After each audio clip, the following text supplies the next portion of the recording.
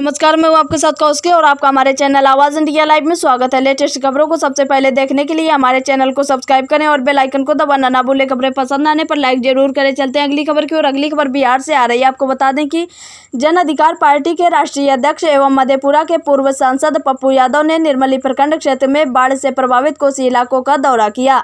पप्पू यादव ने कोसी के उन इलाकों का दौरा किया जहां बाढ़ ने कहर बरपाना शुरू कर दिया। वहीं पप्पू यादव ने कोसी के इलाके में स्थानीय लोगों से मुलाकात के साथ ही बाढ़ से प्रभावित इलाकों में तटबंधों का मुआयना किया। कई गांवों का जायजा भी लिया।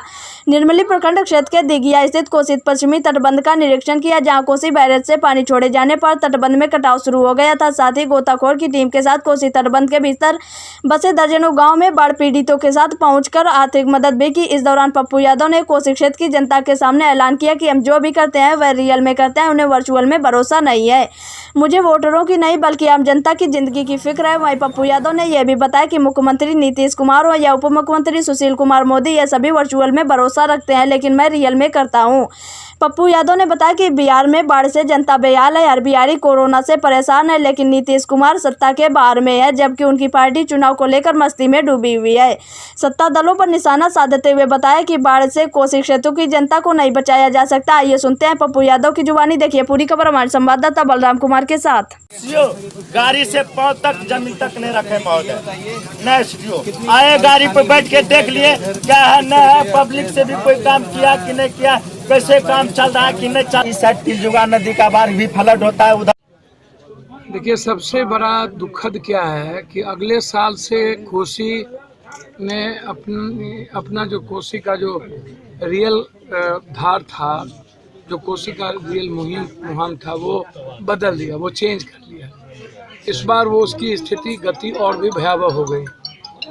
जो दिघिया से लेकर के सौरा और सिकराटा तक जो स्थिति है, मुझे लगता है कि नेपाल यदि 2.5 लाख से ऊपर पानी क्यूब जब छोड़ देगा तो मुझे नहीं लगता कि कोई गांव कुशहा से बड़ी घटना न घट जाए, त्रासदी बहुत बड़ी हो जाए।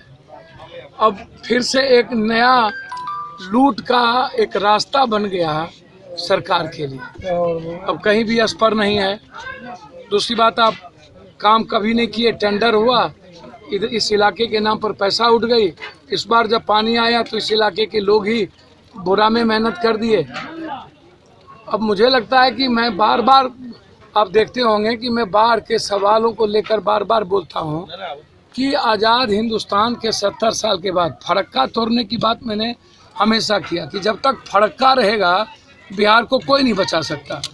आप गंडक, कमला, गोदावरी, महानंदा, कनकई, भूथी बलान, केहर, कनहर, कोसी, सोन और गंगा, जब हम गंडक, कमला, कोसी और गोदावरी की बात करते हैं, गोदावरी की, तो इसका जो गाद है वो सबसे ज़्यादा गंगा में जाके रुकता है। अब फड़क्का ऊंचा हो गया, गंगा गहरा हो गया, तो कोई रिसोर्सेस नहीं है अब गाद को फड़क्का के बाद जाने का, तो बिहार बच ही नहीं सकता। हमने कई बार प्राइम मिनिस्टर से बातचीत की उस बीच में, फिर लोकसभा में ये मामला उठा कि फड़क्का का जो मुहिम है, मुहान है, आप उसको चौड़ा करिए या तो उसको तोड़िए, अन्यथा बिहार एक दिन कोलैप्स कर जाएगा। अब भीमनगर बैरेज को लगभग 28 साल से 29 साल उसकी जो आयु है उससे ज़्यादा हो गई। और जब भीमनगर बैरेज बना था उस वक्त गाद बहुत ज़्यादा नहीं था। अब गाद का प्रेशर बहुत हो गया, कोसी की ऊंचाई हो गई। अब लगातार जो नेता हैं, जो उसकी सरकार थी 30 साल 40 साल, आज बात सोशल मीडिया के द्वारा, तो मोदी को बताना चाहिए कि हमारी नियति में क्या ये लिखा गया है क्या, और 5 किलो हमारी औकात है क्या। तो इसीलिए लड़ाई बहुत बड़ी है। हम बार बार कहते हैं और लगातार 25 दिनों से मैं कमला गंडक के बांध पर सो के नीतीश कुमार को कहा हूँ कि ये बहाना मत करना कि नेपाल के कारण हम तबाह हो गए। जब चिमकी बुखार आता है तो गर्मी के कारण हो जाता है, जब डेंगू होता है तो कहता है ठंडा हो गया।